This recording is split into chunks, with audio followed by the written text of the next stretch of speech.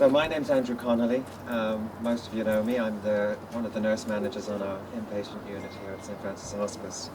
And I'd like to welcome the Taoiseach here this morning, Reverend Fathers, sisters, government officials, representatives, staff and volunteers. And I'm welcoming you to our 30th anniversary tree planting ceremony. And this tree is very special because it's being planted as a recognition for all our staff and volunteers that have worked here in the hospice here in Raheny, here in Blanchardstown and in Raheny at St Francis Hospice Dublin over the last 30 years. And we're very honoured that the Taoiseach has joined us here this morning. And firstly now I'd like to call on the chairman of our board here at St Francis Hospice, Dr. Dermot McCarthy, to say a few words.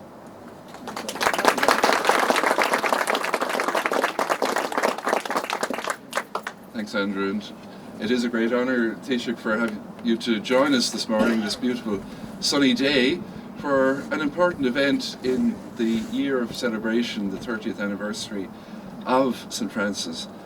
And we're gathered to plant a tree, a magnolia tree, which marks this milestone and honours the story of St Francis Hospice, but particularly the story of the staff and volunteers who have made it what it is over those 30 years.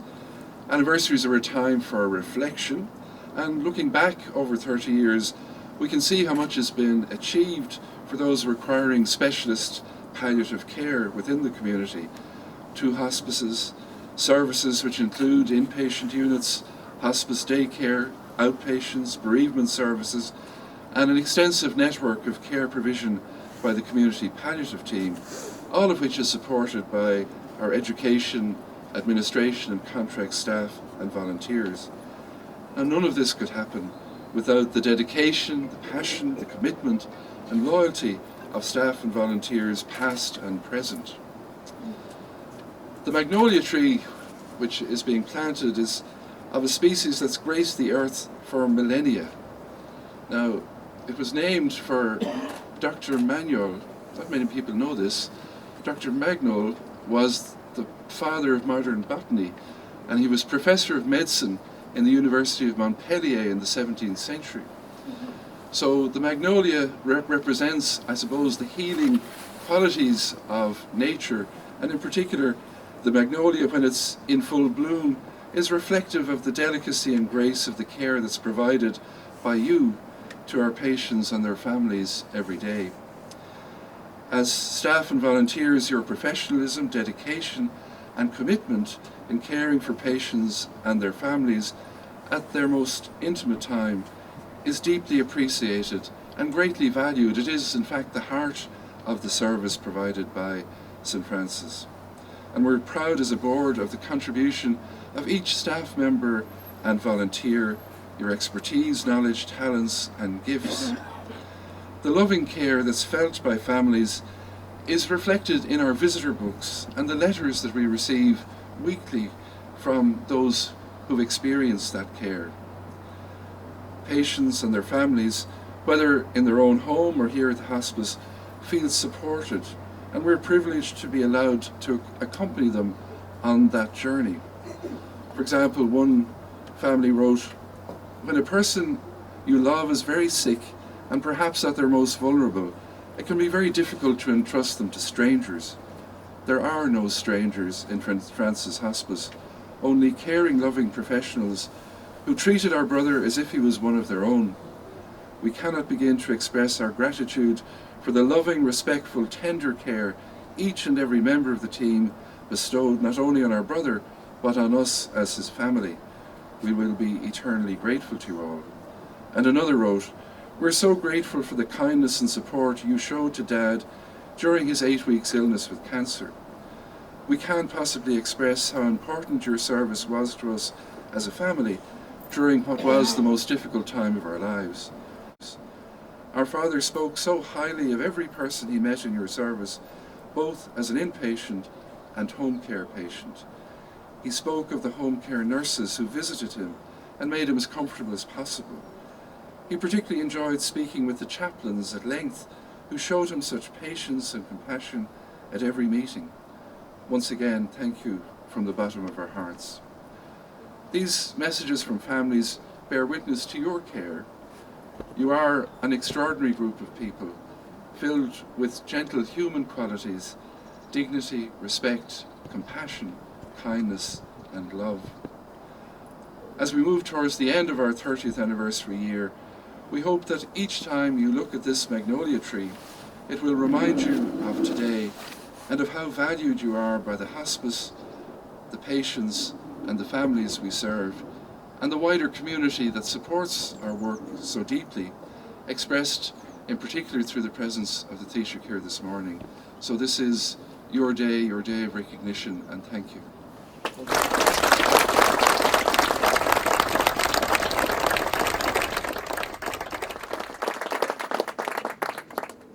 And now invite Taoiseach Varadkar to say a few words. Thank you.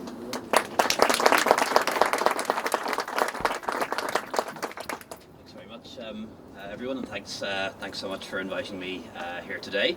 My apologies for being a little bit underdressed. I'm on my way to the ploughing, and I didn't fancy a suit change in the toilets today anyway. First of all, just really want to say what a pleasure it is to be with you here this morning. Really want to thank Dermot for the invitation to be here, and Fintan as well. Knowledge, I think I've seen some members of the council here. Emer Curry is here, and perhaps one or two other members of the local authority as well, and Ted Leddy's here too, so thanks very much for having all of us.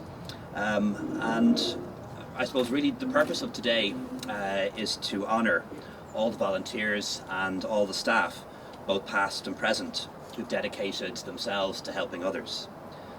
On behalf of the government and the wider community, I want to thank all of you for providing dignified and passionate care over the past 30 years to so many people. Thank you for your willingness to serve, and thank you for helping to improve the quality of life and also the end of life for so many people. Today is also a very special day for your chairman, Dermot McCarthy. In a distinguished career of public service, including many years at the heart of government, Dermot worked to build a peaceful and better future for all. And I want to thank you for your leadership and your hard work, and particularly in the difficult weeks ahead. We're going to do everything we can to defend the many things that were achieved when you were Secretary General of the government. So thank you very much for that, Dermot.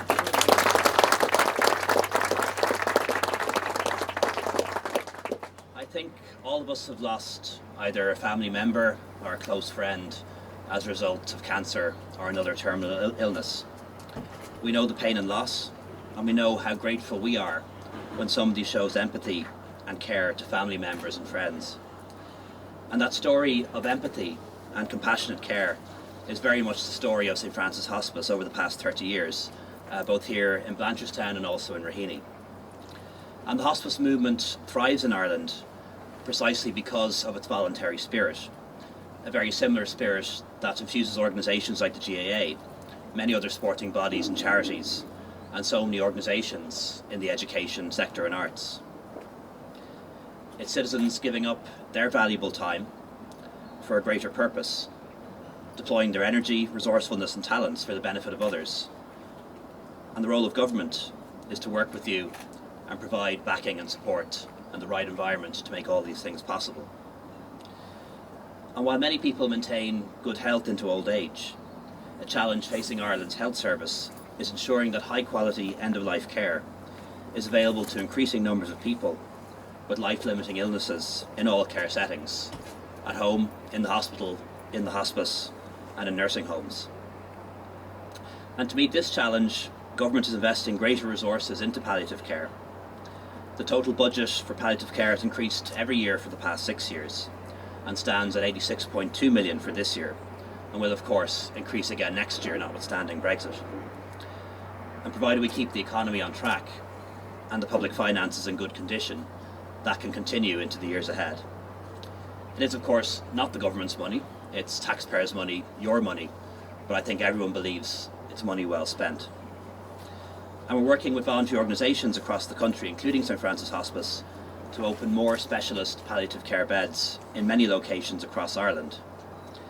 In the past 5 years, the number of hospice beds has increased by 50%, which is extraordinary if you think about it. And over the next 5 years, we plan to increase it by a further 50%, ensuring that hospice care is available in all parts of the country. There are now 223 specialist palliative care beds in 11 locations nationwide in Ireland, and we've plans to open 6 more units in the next few years, in Mayo and Wicklow, in Waterford and Drogheda, and they're built already, in Cavan, and also in the Midlands. And that means many more people being able to access hospice care services close to where they live. And it also has the benefit of freeing up acute beds in our hospitals for their intended purpose. While things are far from perfect and we have many challenges ahead, particularly when it comes to the sustainable long-term funding of the sector, Ireland is nonetheless now a leading country when it comes to the development of palliative care. And that has come about thanks to a long-standing positive working relationship between the voluntary and government sectors, the work of our medical specialists, nursing specialists and therapists in that field in particular. As many of you will know, Saturday is International World Peace Day, and the theme this year is Climate Action for Peace. And climate change is one of the biggest challenges that our planet is facing. It's a global threat and also an intergenerational challenge. But we can overcome it, as we have many environmental challenges in the past, whether it was saving the ozone layer or putting a stop to acid rain. And this year is also your 30th anniversary, and the 30th anniversary of John Paul II's speech on World Peace Day. He spoke of your patron and reminded the world of the care and respect St. Francis believed must be shown to our natural world. And today St. Francis is the patron saint of ecology and the environment, and we're trying to follow in his footsteps. So what better way to mark the commitment of hospice volunteers and staff than by planting a majestic and lasting monument from nature, a magnolia tree. And over the centuries, magnolia flowers have come to symbolise dignity, hope and steely perseverance. And these are the 3 words that sum up your work and the legacy of St. Francis Hospice: providing hope to those in despair, dignity to those who are suffering, and persevering no matter how difficult things may become. I think as well trees have a symbolic value, and it's worth planting them for other reasons as well. We want to see many more trees planted across the country, and we've set the ambitious target of planting 440 million new trees across Ireland between now and 2040. They bring unique benefits in terms of our emotional well-being, and they also renew and protect the environment, reduce greenhouse gases, help curb pollution, reduce sound pollution, and also flooding and soil erosion. So I hope other hospitals and nursing homes and other public bodies throughout the country can integrate tree planting into their landscape designs, and also consider developing wild gardens and wildflower meadows on their grounds as well. We need to reduce our greenhouse gases and greenhouse gas emissions to help stabilise the climate for future generations, but it's about other things too, and much more immediate benefits: cleaner air, warmer homes, and creating the jobs and businesses of the future. And we also need to work with others internationally, particularly developing economies, to stop climate change. Finally, I want to thank the management, staff and volunteers of the hospice, past and present, for your energy and devotion in providing professional, inclusive and a caring environment here. You've served our community with distinction, and today we plant the seeds of a magnolia tree and will watch with interest its growth and transformation in the years ahead. Another saint, Saint Basil, once said that a tree is known by its fruit, a person by their deeds, and a good deed is never lost. And if you sow courtesy, you reap friendship, and if you plant kindness, you gather love. And to all the volunteers and staff here today, I have a simple message. Your good deeds, your kindness, gather love, and will never be lost. Thank you very much.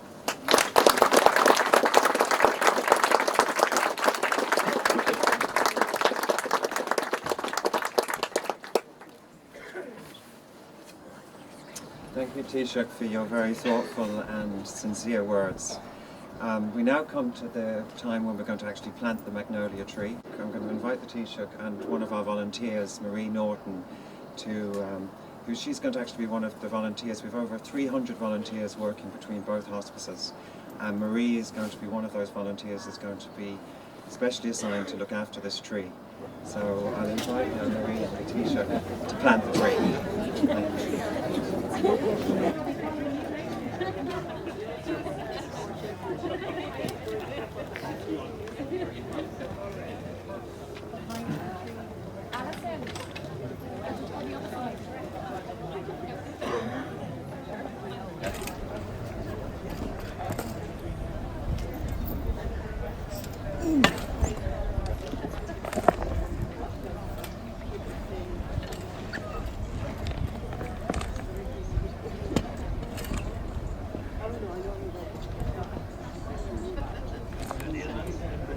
Anybody else want to go?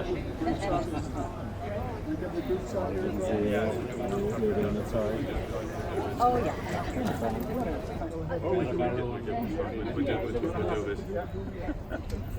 Go ahead, Vincent. Get a group of people who we have and Dermot. And Marie. And we'll just do that one then. Marie, would you mind coming down here a little bit, please? Yeah.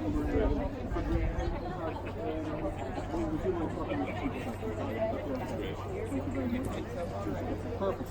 That's lovely. Come in front of the tree a little bit. Try and put that branch behind. Put that branch behind you a little bit. That's it. That's lovely. Come in. That's it. Okay. That hasn't done much work. Everybody looking back at the camera there. It's very wet, isn't it?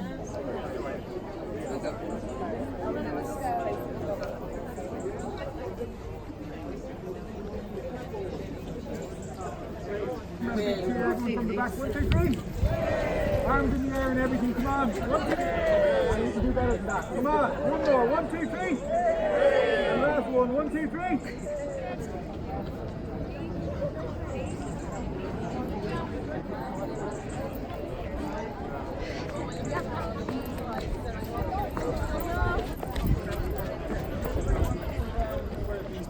Yeah, absolutely. And I can go up and then you guys can just turn around. Yeah, that's perfect. Everybody with it. Everybody